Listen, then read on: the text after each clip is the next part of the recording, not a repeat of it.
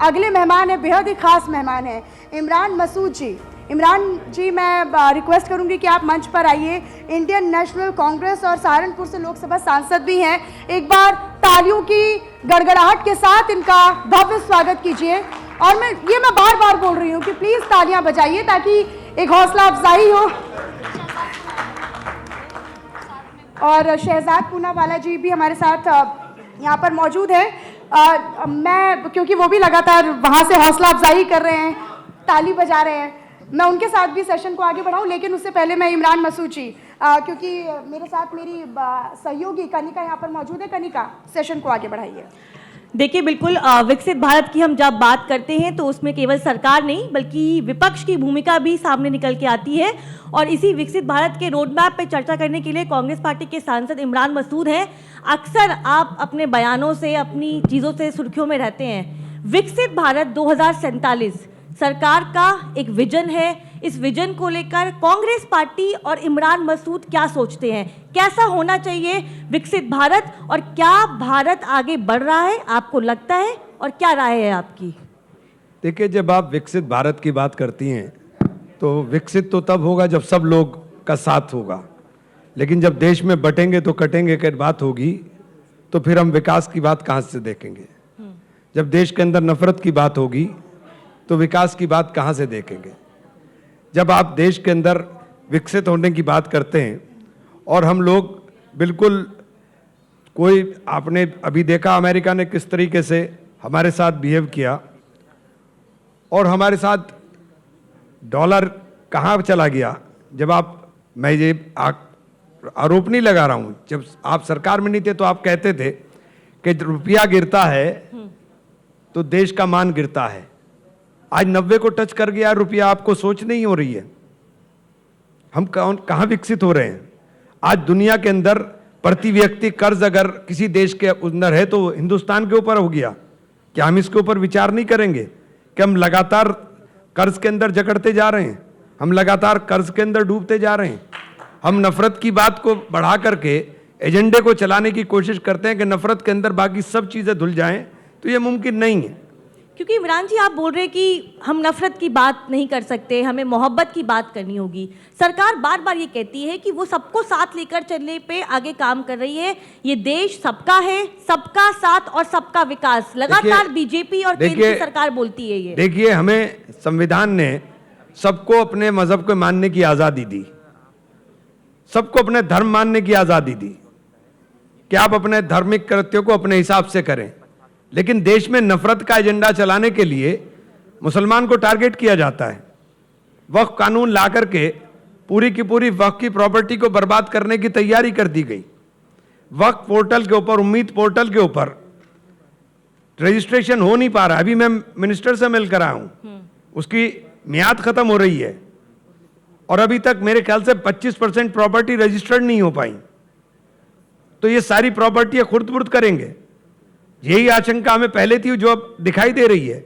एक कम्युनिटी के अंदर आप हर वक्त डर का माहौल पैदा कर दिया आपने, हर वक्त आप उसको डराने की बात करेंगे। देश के अंदर केवल और केवल बांग्लादेशी और रोहिंग्या के नाम के ऊपर आप एजेंडा चलाएंगे। आप SIR के नाम पर कहेंगे साहब आपने इतने घुसपैठिए देश के अंदर आ गए। अगर घुसपैठिए देश में आ गए तो फिर आपके हाथों में सीमा सुरक्षित नहीं है, और जितने घुसपैठिए आगे आपने उनमें कितने चिन्हित करके डिपोर्ट कर दिए वो भी बता दीजिए। नहीं बताते कोई भी। लेकिन इमरान जी, एक सवाल ये भी तो बनता है ना, कांग्रेस पार्टी एक लंबे समय से वक्फ की बात करती है, आप मुसलमानों के हो रहे अत्याचारों की बात करती है।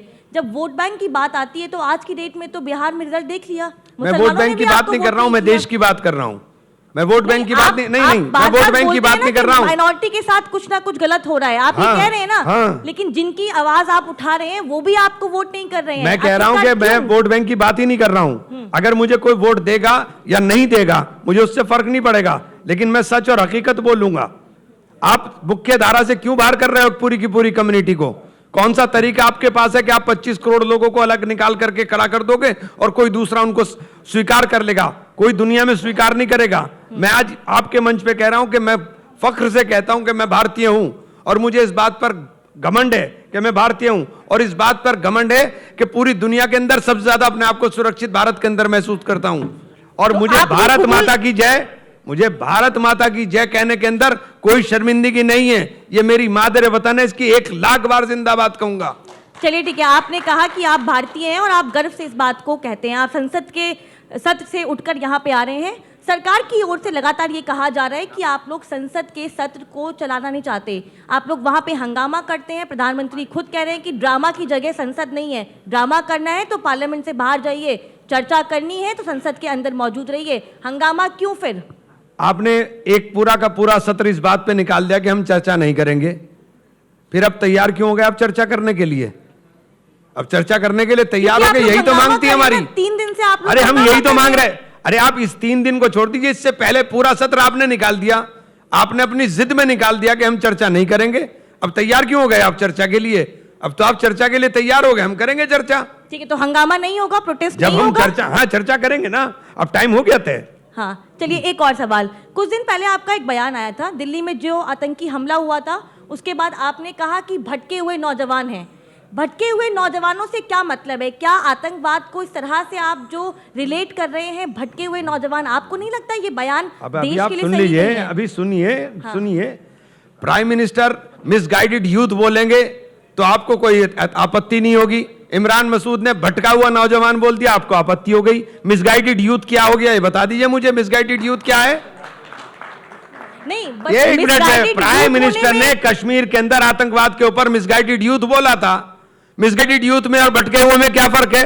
अगर वो सीधे रास्ते पर होते तो आतंक का रास्ता चुनते क्या?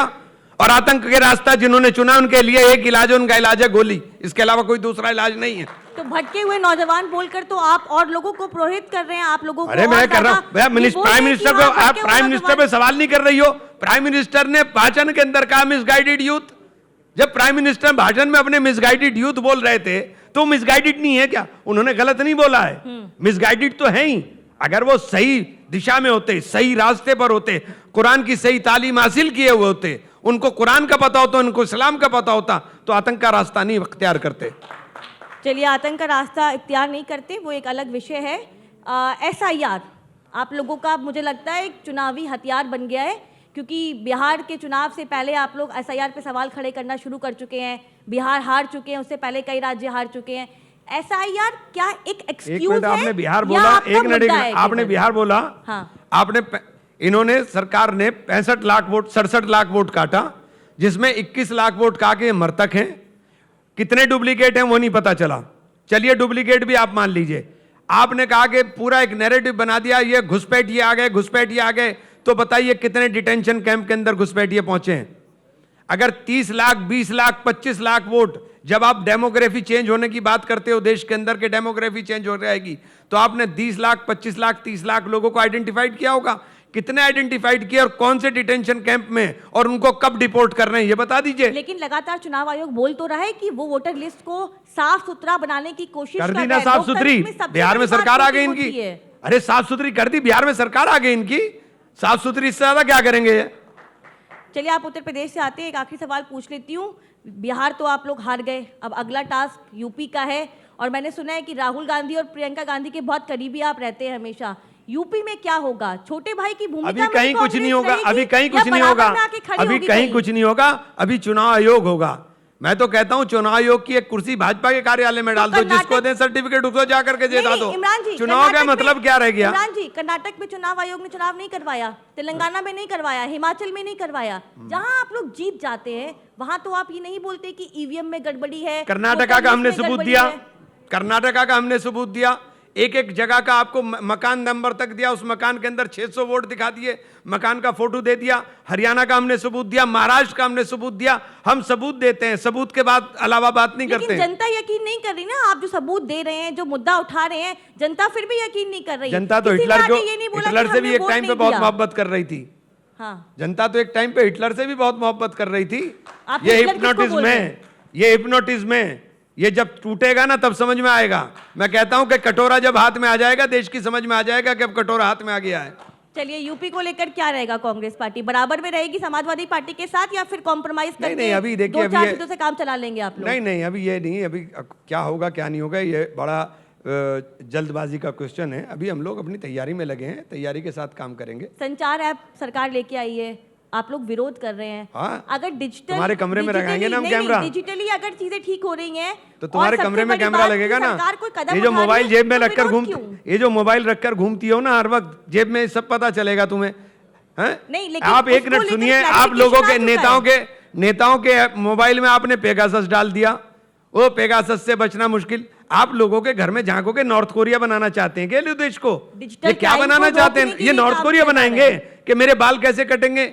मैं अब इस वक्त राजा साहब उठे हैं तो मैं हंसूं, अब ये कपड़े पहनूं? ये क्या बनाना चाहते हैं देश का? कि खान पान ये तय करें, रहना ये तय करें। अब ये मोबाइल के माध्यम से आपकी सारी प्राइवेसी खत्म कर देंगे, क्या छोड़ेंगे आपके पास? तो आपके मुताबिक क्या करना चाहिए सरकार को, क्या काम करना चाहिए? सरकार को करना चाहिए जाकर के सिंगापुर में देखिए, एक एक आदमी के एक एक मूवमेंट के ऊपर नजर होती है, लेकिन किसी की निजता का हनन नहीं होता है कि आपने उसके कमरे के अंदर 24 घंटे मोबाइल डाल करके आप बैठ गए, आप जो चाहे सुनते रहिए उसके अंदर। चलिए, बहुत बहुत शुक्रिया। इस सेशन को हम यहीं पे समाप्त करते हैं। इमरान मसूद हैं, लगातार अपनी बेबाकी से लोगों के बीच में रहते हैं और कांग्रेस पार्टी को खुलकर डिफेंड करते हैं और राहुल और प्रियंका गांधी के बहुत करीबी माने जाते हैं और अक्सर तस्वीरों में देखते हैं। बहुत बहुत शुक्रिया इमरान मसूद जी आपका।